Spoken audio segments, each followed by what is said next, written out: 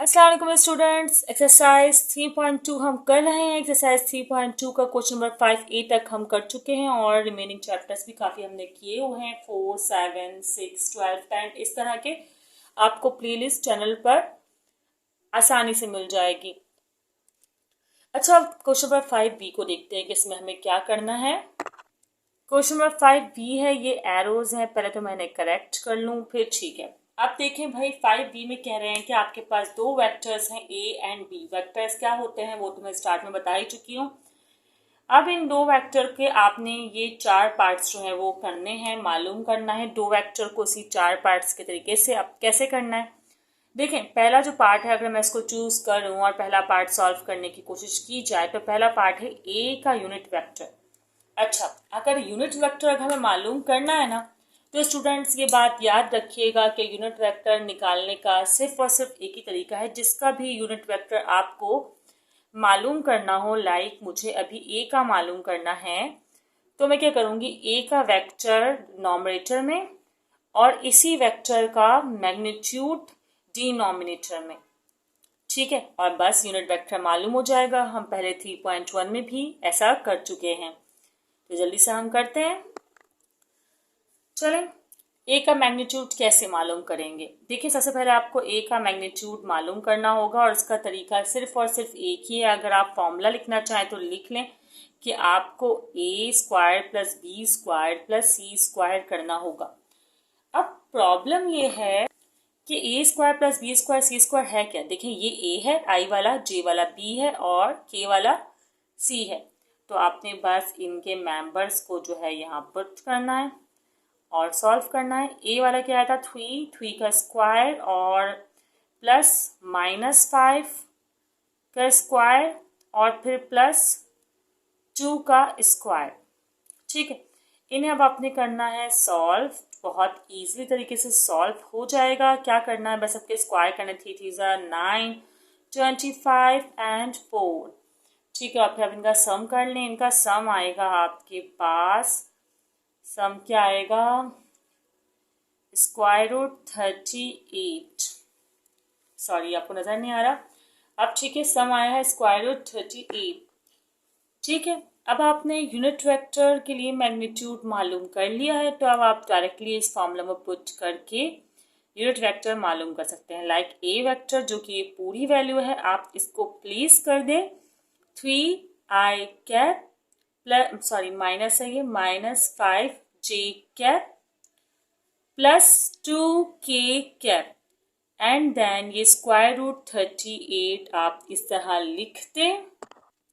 Last ये है कि आप ना सबको अलग अलग सेपरेट कर लें, लाइक इस एलसीएम ब्रेक जिसे बोलते हैं, मतलब आई के अलग वेक्टर जैसे 38 इस तरह, और -5j कैप और ये स्क्वायर रूट 38, फिर इस तरह 2 स्क्वायर रूट 38 और ये के कैप। ठीक है स्टूडेंट्स, इस तरह रिप्रेजेंट कर देगा। यहाँ पर हमारा पार्ट 1 हुआ मुकम्मल। जल्दी से बाकी पार्ट्स को भी करते हैं सॉल्व। अगर आप चाहें तो स्क्रीनशॉट क्लिक कर सकते हैं। अब है स्टूडेंट्स ये सेकंड पार्ट। सेकंड पार्ट में आपको बी का यूनिट वेक्टर जो है वो मालूम करना है।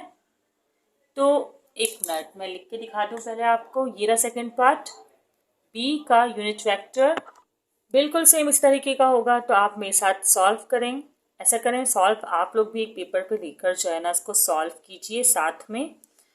ठीक है, वही अब बी का यूनिट वेक्टर मालूम करना है, तो बी का वेक्टर और बी का मैग्नीट्यूड।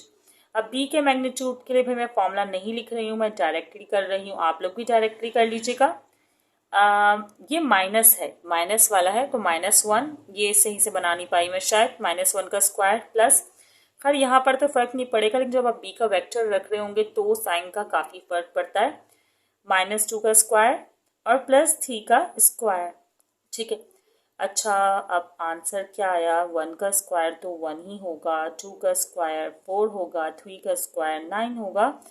एंड आप इनको सम कर लें तो एक तरह से 14 आ रहा है आंसर। तो बी का जो वेक्टर, ये मैं वेक्टर बनाना है, गलती से मैंने ये बना दिया, सॉरी। ओके, अब सही है। ठीक है, तो बी का जो आएगा आंसर वो आएगा बी का मैग्नीट्यूड 14।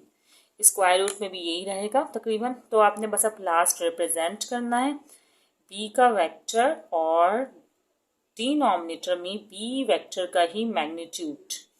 ये है ना फॉर्मूला। तो बी का वेक्टर आपके पास क्या है -1। -1 आई कैप लिखें या आप ना लिखें, लेकिन फिलहाल शो कर दें, चलें कोई बात नहीं।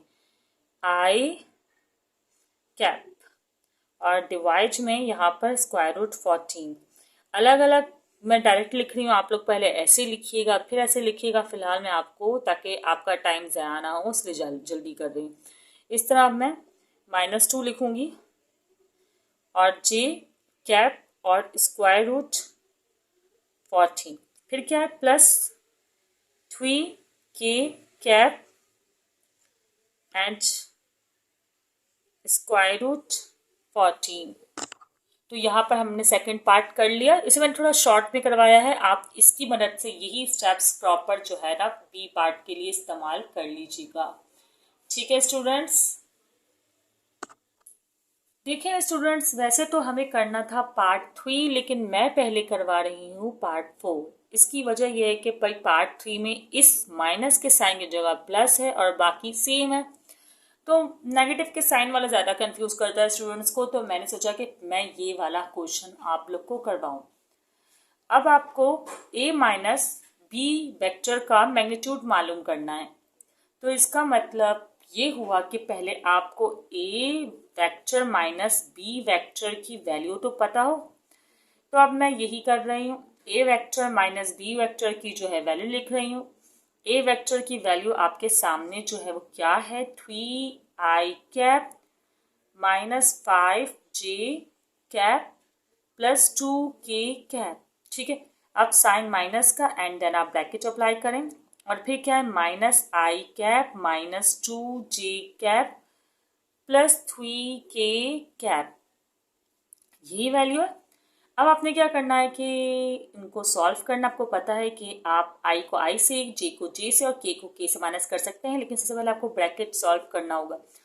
तो ब्रैकेट सॉल्व कर लें आप लोग। क्या करना होगा भाई, 3i cap remain same, 5j cap remain same, +2k cap भी सेम रहेगा। बस minus minus plus, i cap minus minus plus 2j cap और minus plus minus 3k cap, इस तरह लिखेंगे आप।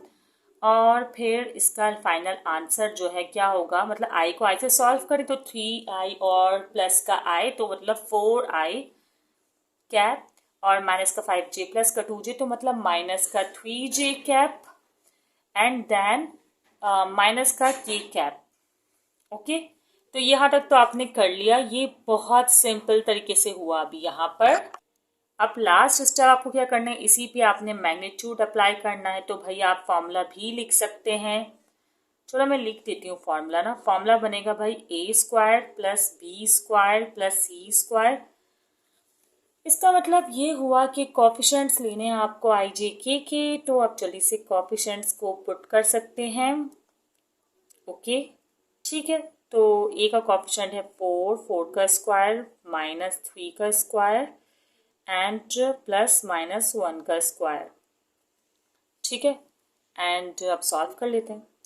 a vector minus b vector is equal to 4 का square 16 and 9 and 1 and then अब इसका आंसर फाइनल आंसर क्या आ रहा है, इसका जमा कर लें इसको, तो ये हो जाएगा 26। अब स्क्वायर रूट इसका हो नहीं रहा तो यही इसका आंसर है। अब minus a vector plus b vector का आप लोग खुद निकाल लीजिएगा। a vector minus b vector का हमने कर लिया है सॉल्व। चाहे तो आप इसका स्क्रीनशॉट ले लें। और a प्लस बी वेक्टर के लिए क्या होगा भाई, यहाँ माइनस नहीं होगा, तो जो ये 3i कैप है ये माइनस ही होगा, तो यहाँ 2i कैप आएगा। सही बात है ना, यहाँ 2i कैप आएगा और ये तुम जमाओगे तो मतलब यहाँ 7j कैप -7j कैप आएगा और यहाँ +5k कैप आएगा।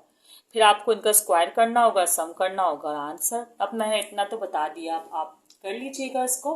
तो यहाँ पर हुआ क्वेश्चन नंबर 5 भी मुकम्मल।